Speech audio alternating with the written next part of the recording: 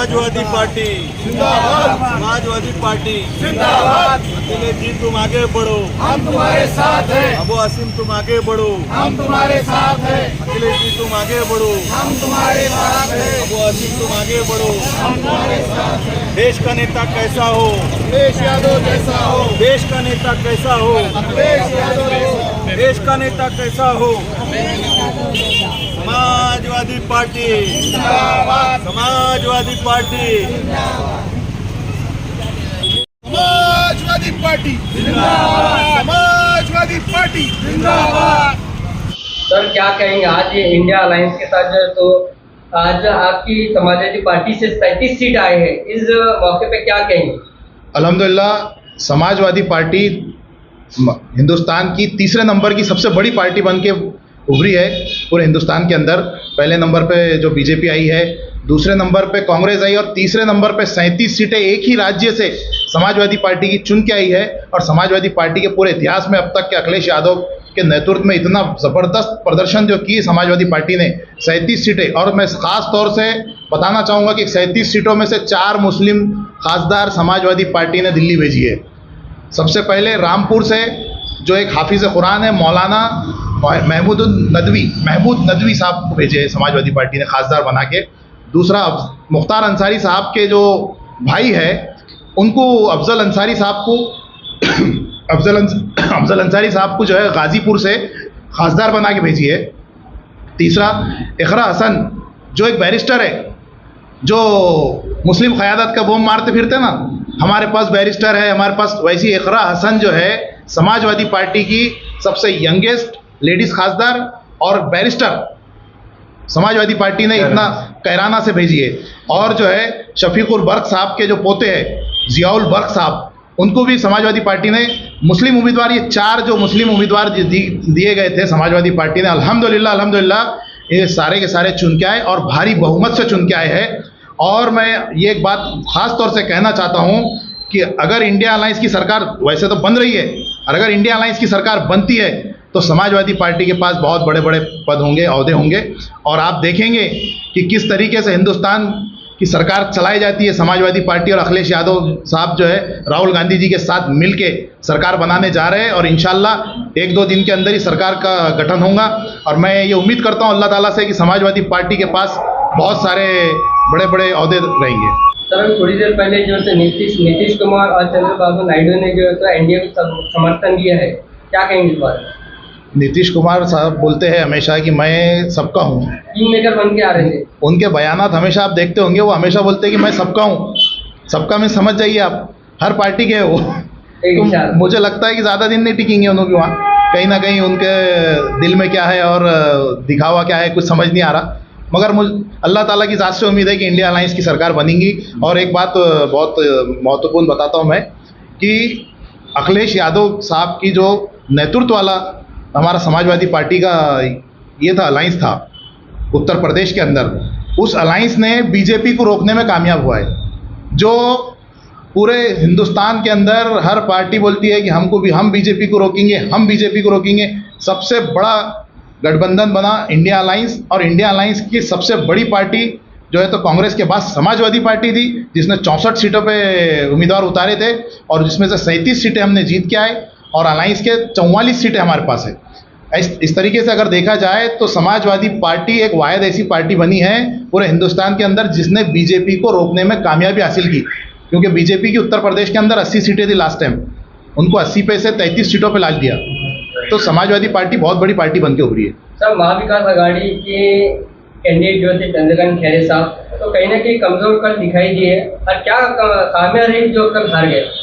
देखिए खामियां मैं बताऊंगा, चंद्रकांत खैरे साहब अगर हारे हैं तो नंदू कुमार घोड़ेले की वजह से, मैं सीधा सीधा आरोप लगा रहा हूं उनके ऊपर, नंदू कुमार घोड़ेले की वजह से चंद्रकांत खैरे साहब की हार हुई है।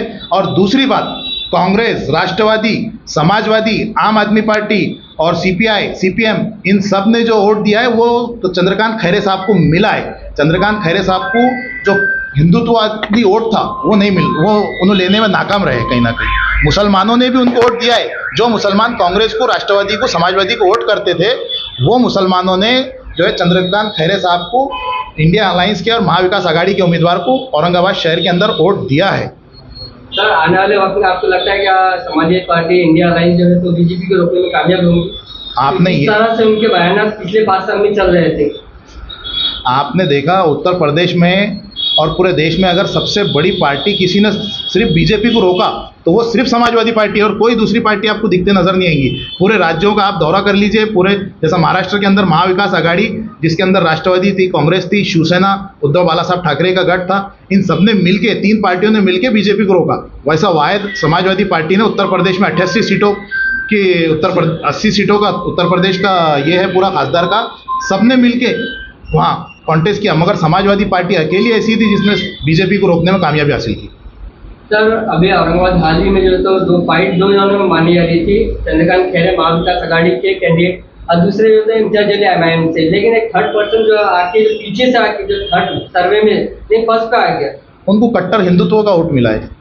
बुमरे साहब जो चुन के आए औरंगाबाद की, मैं मुबारकबाद दूंगा उनको, मगर उनको कट्टर हिंदुत्व का वोट मिला है, उन्हें सेकुलर वोट नहीं मिला। सेकुलर वोट जितना भी था वो चंद्रकांत खैरे साहब को मिला था औरंगाबाद शहर के और जिले के अंदर। कल कहने के जो इम्तियाज अली साहब थोड़े भावुक हो गए थे, जज्बाती हो गए थे, आज हार का जो ठेका था तो उनके विरोधियों को दे रहे थे। देखिए, मैं एक बात खास तौर से कहना चाहूँगा इस मौके पे, क्योंकि आज हमने जश्न मनाया, खुशी का माहौल है, तो मेरे मुंह से भी निकल रहा है कि देखिए एमआईएम ने उत्तर प्रदेश के अंदर जाके 100 सीटें लड़ाई थी लास्ट टाइम और वो 100 सीटों में कई मुस्लिम उम्मीदवारों को हराए, तो वैसे ही उनको भी हार का सामना करना पड़ा। हार कबूल करना चाहिए, उनको रोक के क्या फायदा है।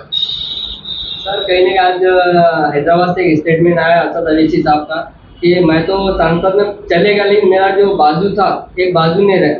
आप बाजू बन के बैठिए ना, शफीकुल बर्क साहब के जो पोते हैं जियाउल बर्क साहब के साथ बैठिए, हमारे पास बैरिस्टर है इकरा हसन, उनके साथ बैठिए, आप उनका बाजू बनिए ना। आपका बाजू टूट गया, आप ये क्यों रोते बैठे कि हमारा बाजू टूट गया, हमारा बाजू टूट गया। आप दूसरों का भी बाजू बनिए, आप हिंदुस्तान को मजबूत करिए, हिंदुस्तान के लोकशाही को और सेकुलरिज्म को मजबूत करिए। जो मुस्लिम उम्मीदवार चुन के आए हैं, 25 मुस्लिम उम्मीदवार पूरे हिंदुस्तान से चुन के आए हुए हैं, आप उनको भी उनके बाजू बनिए, उनके सपोर्ट में खड़े रहिए आप। सर कहने का ऐसा लगता है कि बीजेपी को रोकने का तो 2 बैरिस्टर काफी रहेंगे पार्लियामेंट में। बीजेपी को रोकने के वास्ते सिर्फ अखिलेश यादव का, अखिलेश यादव ही काफ़ी है बस, जिन्होंने रोक दिए। प्रदेश हमारे, आपका नाम? मैं फैसल खान, समाजवादी पार्टी का औरंगाबाद अध्यक्ष हूँ और मेरे साथ प्रदेश के महासचिव अब्दुल रऊफ साहब मौजूद है, हमारे माइनॉरिटी के अध्यक्ष मोइन फारूकी साहब मौजूद है, युवा के अध्यक्ष हमारे मुन्ना भाई, हमारे गंगापुर ताल्लुक़े के अध्यक्ष मूसा साहब मौजूद है, विद्यार्थी के अध्यक्ष फैज़ुद्दीन सिद्दीकी है, औरंगाबाद के सचिव जो है हमारे सैयद मोहसिन भाई है, जलील भाई है, और भी काफ़ी सारे लोग थे। अभी महिला अध्यक्ष थे हमारे प्रीति दुबे। काफ़ी जश्न मनाया हमने, अब तगार के ऊपर आए। सर क्या कहेंगे आज जो आप जैसे मना रहे हैं और इसकी खुशी का मौका क्या है? रख हौसला वो मंजर भी आएगा, पैसे के पास चल के समंदर भी आएगा, मंजिल भी मिलेंगी और मिलने का मज़ा भी आएगा।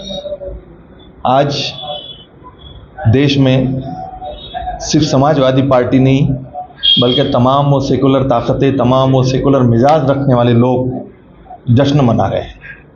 और सबसे पहले अगर कोई मुबारक के काबिल है वह है इंडिया गठबंधन में ख़ास तौर से अखिलेश जी और राहुल गांधी जी, और महाराष्ट्र में आदरणीय शरद पवार साहब जी, आदरणीय अबू आसिम आज़मी साहब जी।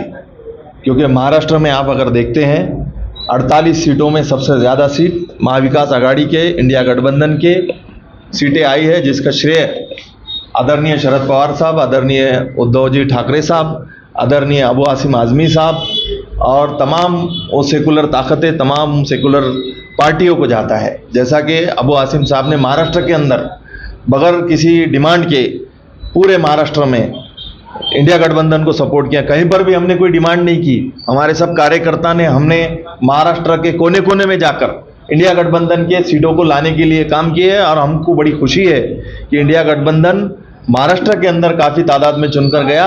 और सबसे बड़ी खुशी की बात यह है हिंदुस्तान के सबसे बड़े प्रदेश में समाजवादी पार्टी आज 37 सीट लेकर आज जो है तो संसद में पहुंची है, जिसमें कम उम्र 27 ईयर्स के है आदरणीय खासदार साहिबा इकरा हसन साहिबा और बैरिस्टर है। ये हमारे लिए बड़ी फ़ख्र की बात है।